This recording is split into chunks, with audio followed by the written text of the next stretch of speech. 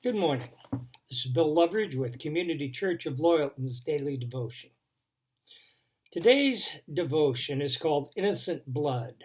The author is unknown, but it is with the Daily Do website. If you ever try to get perspective on God's love, and especially given the state of the world right now, perhaps this devotion will help you.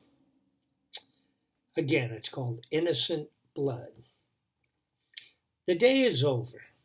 You're driving home, you tune in your radio and you hear a little blurb about a little village in India where some villagers have died suddenly, strangely, of a flu that has never been seen before. It's not influenza, but 3 or 4 fellows are dead and it's kind of interesting. They're sending some doctors over there to investigate it. You don't think much about it, but on Sunday, coming home from church, you hear another radio spot. Only they say it's not 3 villagers, it's 30,000 villagers in the back hills of this particular area of India, and it's on TV that night. CNN runs a little blurb. People are heading there from the disease center in Atlanta because this disease strain has never been seen before. By Monday, when you get up, it's the lead story. For it's not just India, it's Pakistan, Afghanistan, Iran, and before you know it, you're hearing this story everywhere, and they've coined it now as the mystery flu. The president has made some comment that he and everyone are praying and hoping that all will go well over there. But everyone's wondering, how are we going to contain it? That's when the president of France makes an announcement that shocks Europe. He is closing their borders. No flights from India, Pakistan, or any of the countries where this thing has been seen. That night you're watching a little bit of CNN before going to bed. Your jaw hits your chest when a weeping woman is translated from a French news program into English. There's a man lying in the hospital in Paris, dying of this mystery flu. It has come to Europe. Panic strikes. As best they can tell, once you get it, you have it for a week, and you don't know it. Then you have 4 days of unbelievable symptoms. Then you die. Britain closes its border, but it's too late.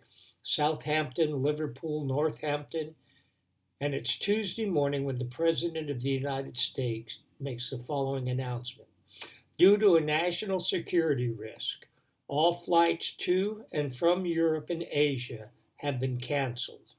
If your loved ones are overseas, I'm sorry. They cannot come back until we find a cure for this thing. Within 4 days, our nation has been plunged into an unbelievable fear.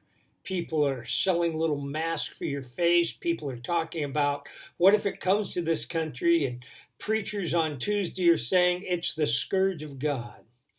It's Wednesday night, and you're at a church prayer meeting when somebody runs in from the parking lot and says, "Turn on a radio, turn on a radio." While the church listens to a little transistor radio with a microphone stuck up to it, the announcement is made. 2 women are lying in a Long Island hospital, dying from the mystery flu. Within hours, it seems, this thing just sweeps across the country. People are working around the clock trying to find an antidote. Nothing is working. California, Oregon, Arizona, Florida, Massachusetts, it's as though it's just sweeping in from the borders. Then, all of a sudden, the news come out. The code has been broken. A cure can be found. A vaccine can be made. It's going to take the blood of somebody who hasn't been infected. And so, sure enough, all through the Midwest, through all those channels of emergency broadcasting, everyone is asked to do one simple thing. Go to your hometown hospital and have your blood type taken. That's all we ask of you. When you hear the sirens go off in your neighborhood, please make your way quickly, quietly, and safely to the hospitals. Sure enough, when you and your family get down there late on that Friday night, there's a long line. They've got nurses and doctors coming out and pricking fingers and taking blood and putting labels on it. Your wife and your kids are out there, and they take your blood type and they say, wait here in the parking lot, and if we call your name, you can be dismissed and go home. You stand around scared with your neighbors, wondering what in the world is going on, and that this is the end of the world. Suddenly, a young man comes running out of the hospital screaming. He's yelling a name and waving a clipboard. What? He yells it again, and your son tugs on your jacket and says, Daddy, that's me. Before that you know it, they've grabbed your boy. Wait a minute, hold it. And they say, it's okay. His blood is clean. His blood is pure. We just want to make sure he doesn't have the disease. We think he has the right type. 5-10 minutes later, out come the doctors and nurses, crying and hugging one another. Some are even laughing. It's the first time you've seen anybody laugh in a week. And an old doctor walks up to you and says, thank you, sir. Your son's blood type is perfect. It's clean, it's pure. We can make the vaccine. As word begins to spread all across that parking lot full of folks, people are screaming and praying and laughing and crying. But then the gray-haired doctor pulls you and your wife aside and says, may we see you for a moment?